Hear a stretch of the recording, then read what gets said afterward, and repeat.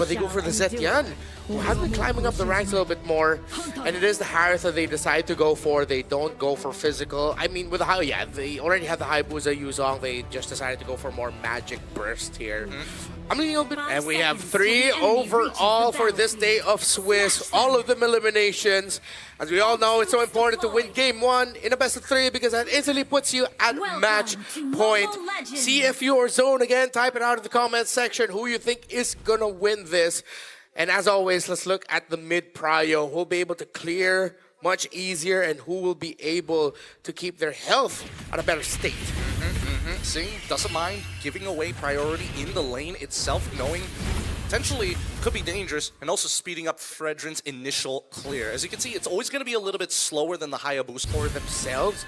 But now that they had the Yuzong as one of their first 2 picks alongside the Hylos, I feel like they were just thinking also that, hey, if we have the Cho and the Yuzong, that's 2 dudes initiating, we have no one to peel for the backline. At least for one, if having either the Hylos or the Yuzong, you can delegate. Either one's gonna stay and one dive, vice versa. Oh. Wait. Based on the game state right now, I think they're playing it really, really well, both OP and as well as Boxy. Oh, now that's the flicker forced out of OP. Not much he could do there. I get it. They were playing it really aggressive because they were winning out majority of the lane, but that's the Hayabusa you're talking about. Yeah. And that's cool. That wasn't even a level 4 guy. That was just level 3. He just showed up with a shadow and immediately got OP.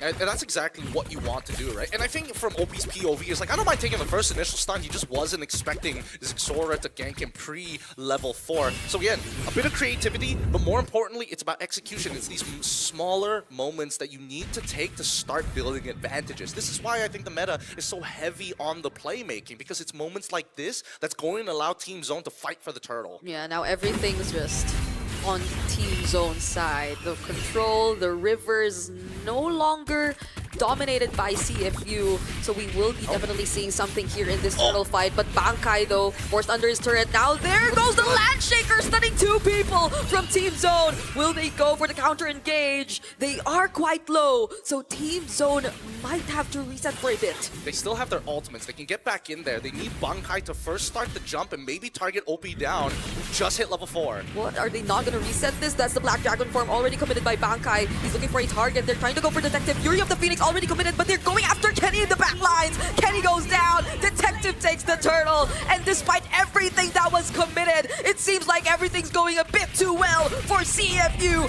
as Bankai goes down next. They lost the shape of the fight, and now they lose their purple buff for that as well. Wadu, with his second bravest fighter, has already dominated this side of the map. And this is what I was concerned about. The EXP laners now starting to fall behind from the side of Team Zone allows CFU to create more opportunities to force plays. Yeah, unfortunate for Zone. I think that's just all experienced by CFU. They read the situation perfectly. They know that their gold laner will be able to join. That is the nature of the Claude now. First turtle, he can just come in the fight because of how fast he can get through the map. And Team Zone, I feel like they should have just called back. They needed that purple buff for their Hayabusa. And going up against a Fredrin, a Lapu, yes, we already saw the Landshaker, the bravest fighter, committal, and you have the Yuzong, but it's way too tough to make that fight work. It's so demanding of your team to get that turtle. I guess they were just really banking on the Black Dragon form. Yeah. But even then, all other resources of CFU were available too. It's just the bravest fighter that they saw being used. There was still the Fury of the Phoenix and way of the Dragon onto Zixora, but there might be no follow-up. Detective and OP couldn't dish out the right amount of damage, but still Wadu will as well. Bright is still alive! K2 looking for a target in the mid lane, but they will not find any. Can we get a replay of that? Oh my god, Boxy! What a sick Cho play. You blink, you miss it. How quick was that way of the dragon to guarantee that Zixora was not able to get his ult? Yeah, on point. Zixora was already charging up the animation, but then Boxy was able to kick him back. And now CFU has a DHS for their Claude, which in 2026 January Mlbb means power spike already. Just one item, man. Nerf him! If the Dragon Bravest Fighter all committed on the Bankai, Landshaker doesn't connect though, so he's still able to use the Black Dragon form! But the sustain you see from this Yuzong keeps him alive, but without that, Team Zone might not be able to contest this objective. Yep, they have no Petrify to do it, and Zixora's maybe thinking of getting in on this. Bit of an awkward quad shadow there. I don't know what he was aiming at. If it was older Hayabusa, that definitely would have been closer. But I'm pretty sure at this point he's definitely very familiar already with the quad shadow length. I guess he was just reaching for the stars at that moment. It felt like He was hoping that somebody would just walk up into it, you know? Yeah. But you see Boxy right beside you, and I don't think you could stay for any longer. He's already kind of made a name for himself at this point. There's a lot of respect going over to Boxy from the side of Team Zone. You can see that they get a little bit nervous when they notice his presence around the map, and I think that's something that's good, right? However, what are they going to use that leverage for? And I think at this point, now that there are no buffs left on the map to actually fight for, you can see that Boxy is proactively looking to either kick Bright or even Kenny. Oh, Fury of the Phoenix cancels out the feathered airstrike. But Zixora still finds Boxy. Will OP get to find a trade? It seems like the damage and the range will not be enough. But then K arrives, and with the Salmon Force, will try to take down OP. But Wadu will provide some help. Bright 2 joining in with the Glorious Pathway, but now they see 3 members in front of them. Sing is just stealing the auto attack, so will the Appraiser's Wrath connect. Bankai! The knockup from Bankai using the Black Dragon form as well. But Sing is still able to deal all the damage that he wants. Oh my goodness, it's a game of cat and mouse in Sing, luckily preemptively flickering, knowing that Zixora is paying attention to the BMI. These are the moves that you want to see from our professionals. lots of focus at the center of the map. Seems like Team Zone, though, I feel like they could be a bit more active, or excuse me, proactive. But Zixora just has so much gravity towards it. Oh, the game! Speaking of Zixora, He can't be using Quad Shadow anymore. Zixora must hold his Quad Shadow for as long as possible. I didn't expect Boxy would be committing the flicker and the full combo, but in the end, that just completely snuffs out any rotation the Team Zone wants to have or any presence that they want to have in this map. 3 turtles will be going to CFU. K has been able to farm up well and is now one of the few ways that Team Zone can make a comeback through this. Feather of Heaven up for that Harith. CFU can just keep this up with their aggression. Now they look to help Sing. yeah, but I have to say that they've been really aggressive so far too. I don't think there's been any instance where the flickers have been down or have been not used at all whenever there was a team fight. It's always Boxy, Sing, and OP aggressively making use of the resources that they have, and it's so Team Zone. You could understand how defensive they're starting to play everything, even with the Hayabusa in their lineup, even with this Hylos in their lineup. Look at Detective. I really love the way that he builds on this Frederick. You should be looking for as many components as possible because the raw stats, look at him. He's level 10 and he's just beating him up. What are you going to do about it? I like it when I see Fredericks like this. It's really just, yeah, I definitely can frontline. Even though I will be taking damage, it's fine. Like, at the end of the day, I'm going to end up hurting someone, and I do have the help, as long as the other members of the team are there. So good call by Detective. Oh, Purify forced out. Nice. Okay. And that's it. They didn't commit the Way of the Dragon or anything. That's exactly what they want because now they can set up a dive angle and you can tell, okay, he's like, nah, he's not about it. He does not want to show on the map anymore, knowing that Boxy could come on him at any time. I think they're also keeping track of the battle spell, so 10 seconds left until Flicker. Oh, Wadu's all alone here. Fury of the Phoenix, though, someone helps him there. Uses the flicker to reposition out. He's against 5 right now, but it seems like he'll be okay. Yeah. Queen's Wings, second item for Wadu. That's crazy. Usually you go Oracle, but no, he just straight up goes for the Queen's Wings. And at this point, he will be very difficult to take down. So now you have both the Fredrin and the Lapu Lapu as heroes who can just front, soak up damage, deal a lot of damage, and survive at the end of the day. The 2 main damage dealers that they're most concerned about is Kenny and K. Now that Zixora does have the Sky Piercer, maybe he's a little bit of a threat, but only if you are low. Prior to that, it's not doing as much damage as you would like to. Oh god. Once again, Bankai in the bottom lane. Use What? Just auto him! It's okay. It's okay. He's alive. He's alive. That was a Black Dragon form, though, and we have a Lord. They're gonna get the T2 off of this, and with this Lord as well, the snowball is not going to stop. Okay, Boxy, seems like he's a target. But they're just able to run away. They forced out the Glorious Pathway even.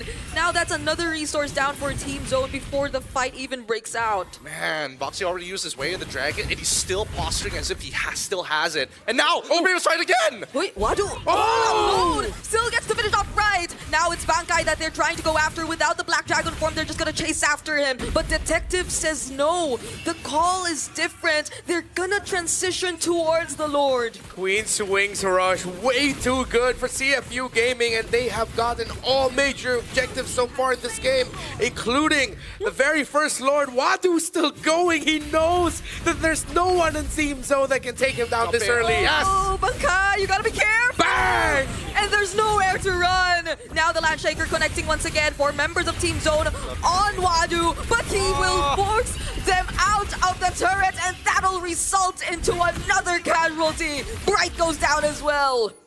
Goodness. I told you, the EXP lanes are going to make the big difference in this game, and Wadu now developing a three-level lead against Bankai. Bankai has lost his relevance. Even if he wants to get on top of OP, you can tell he still has his passive to knock him away. And even with the Petrify, it gets baited out early. Whoa! Wow! The energy eruption into the fury of the Phoenix! And with the Holy Shields, they're able to keep themselves safe out of the turret.